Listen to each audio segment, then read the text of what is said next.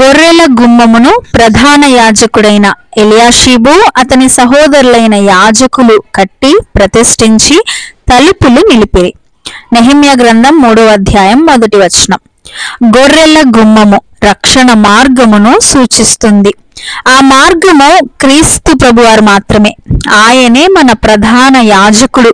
మనలను, మన కుటుంబాలను, మన గాయములను కట్టువాడు. గుమ్మములు కట్టి ప్రతిష్ఠించి తలుపులు నిలిపారు. యేసును నమ్మి విశ్వసించి రక్షణ నొంది బాప్తిస్మం తీసుకొని స్థిర విశ్వాసముతో ఆయనను నమ్మకముగా వెంబడించువారు యాజకులుగా తీర్చబడతారు.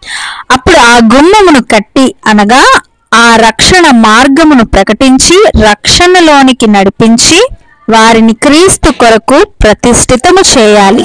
అటు తరువాత తలుపులు నిలపాలి, అంటే మనుష్యుల హృదయములు యేసుపై నిలపాలి.